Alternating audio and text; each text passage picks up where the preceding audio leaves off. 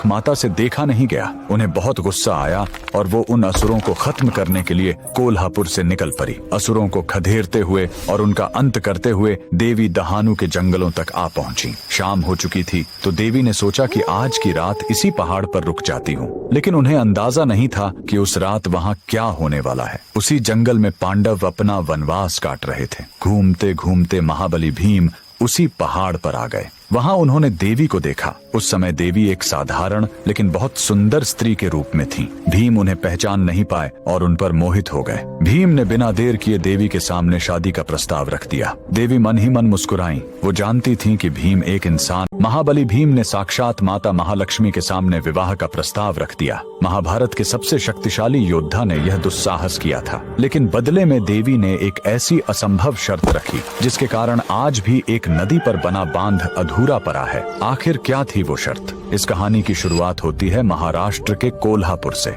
यह वही पवित्र स्थान है जहां माता सती के त्रिनेत्र गिरे थे, इसलिए यह एक जागृत शक्तिपीठ है। यह मंदिर इतना शक्तिशाली है कि खुद छत्रपति शिवाजी महाराज भी हर युद्ध पर जाने से पहले अपनी भवानी तलवार लेकर यहाँ आशीर्वाद लेने आते थे। लेकिन एक दिन ऐसा आया जब कोल्हापुर वाली माता महालक्ष्मी उखाड़कर नदी में फेंकने लगे। भीम इतनी तेजी से काम कर रहे थे कि रात खत्म होने से पहले ही बांध लगभग बन गया था। देवी को लगा कि अब तो भीम शर्त जीत जाएंगे। तब देवी ने एक लीला रची। वो खुद एक मुर्गा बन गई और अंधेरे में ही जोर से बांग दे दी।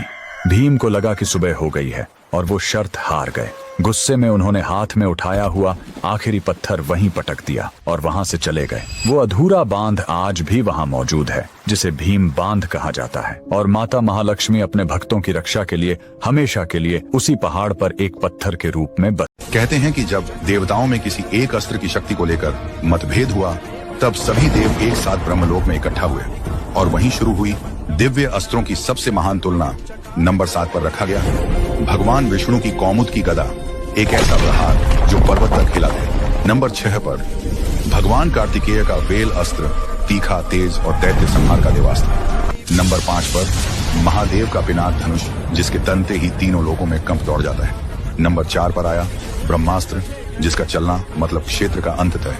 नंबर 3 पर महादेव का पाशुपतास्त्र, एक ऐसा अस्त्र जिसे कोई देव, दानव या असुर झेल नहीं सकता। नंबर 2 पर रखा गया भगवान विष्णु का सुदर्शन चक्र, प्रकाश की गति से भी तेज और लक्ष्य को कभी न छोड़ने वाला। और अब नंबर 1 की बारी, वह अस्त्र जो हमेशा भगवान शिव के हाथों में रहता है।